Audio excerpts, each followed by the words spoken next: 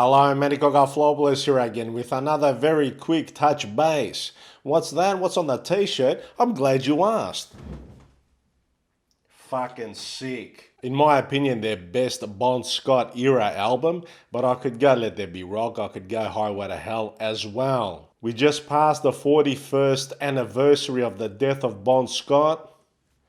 Rest in peace, Magga. Anyway, so I trust you all had a bit of fun with my Malaga trilogy. Personally, I thought that was fucking hilarious. But anyway, that's me. I've got another quick Malaga-ism for you before I proceed. It goes thus. So Steve, sorry to throw you under the bus once more, but you're still acting like a bit of a Malaga. So much so that Terry finally has had enough and he turns to you and he goes, Steve, you're such a Malaga, you think Celiac is a centre forward for the Melbourne Knights. There you go, fellas, that one's for free.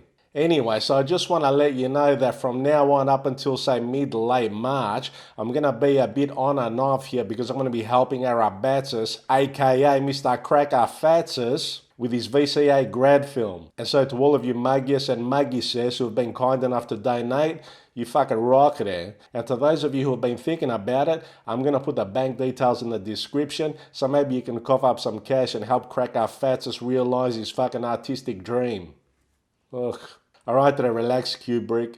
What kind of a fucking film you're making anyway there, Eyes Wide Shut? Anyway, it would be remiss of me to not ask for cash if I'm not going to give you something in return, and that is the fucking laughs there. I got jokes coming out of the fucking wazoo. You may not know this, but I did a sneaky stand-up set a couple of weeks ago just to try out some new material. Went down alright. I'm going to lay a few of these jokes on you right now. And when I do my fucking live show, which you're all going to be at, you might hear a few of these again, but you're going to be hearing them in a different way, in a different context. And you're still going to laugh. You know why? Because they're fucking funny. And so let me begin by telling you a story. 40 and a long fucking time ago, I took a sexy first date to the movies. I took her to see The Passion of the Christ. After the film, I walked her back to her car, and that's the end of that story. What do you think was going to happen in Malaga? None of this. There was too much that in the film. Fuck that, though. I still get flashbacks at her, glancing over at her, and she's fucking twirling her hair like that, going, what the fuck am I watching at her? But I was giving her culture. Story number 2. I once made a woman throw up at Warehouse nightclub on a Wednesday night.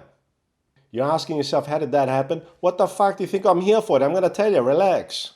I've got to tell you in the form of a life tip. Fellas, if you're chatting up a lady and you want to let her know how much of a tough cunt you are, you might want to hold off giving her details about your recent hernia operation.